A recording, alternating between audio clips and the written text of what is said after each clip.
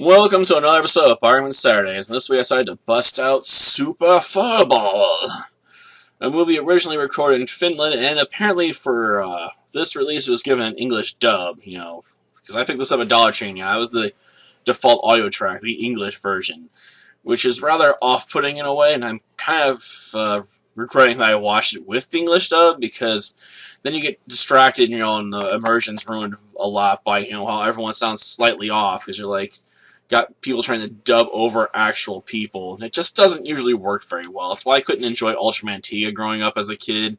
Something I noticed when I was watching a movie about, was it Snowflake, the white gorilla or something, a while back. Yeah, it's just an issue that just kills me sometimes.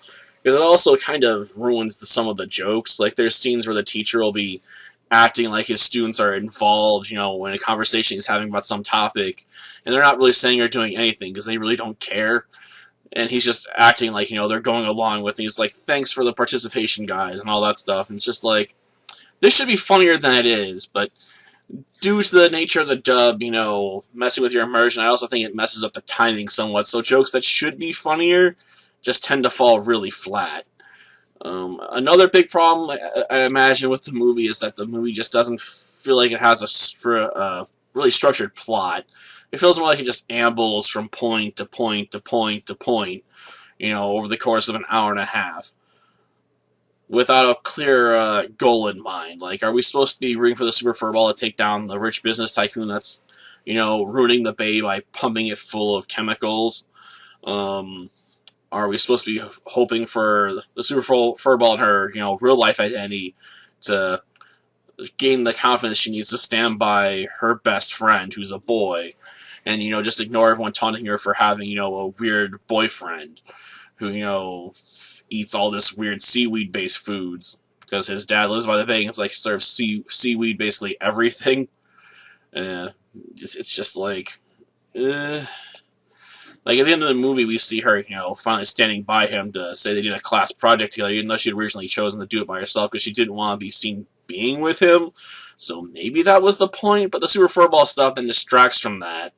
So it doesn't feel like the plot, completely comes together as a whole. In an odd way, that sort of reflects on the nature of the Super Furball itself. We're not exactly sure what all of its powers are when you watch the movie. Like, we see that Super Furball can fly, has super strength because she can lift, a net full of hundreds of pounds of fish and just carry it, while flying like it's nothing. She can breathe underwater, she can talk to fish, and has some level of super durability considering she slams into a light pole and just shrugs it off and keeps moving on. But at the same time, you're like, what exactly is the limits of these abilities? Like, can she only talk to fish, or can she talk to other animals? Or can she only talk to the animals on the mission she's been assigned by the great giant guinea pig that's like 2 stories high, yet somehow no one ever sees it, even when it's wandering around, woods near a relatively decent-sized city, probably. Or maybe it's a decent-sized town, but still, like, there's no way it could just avoid being seen. It's weird.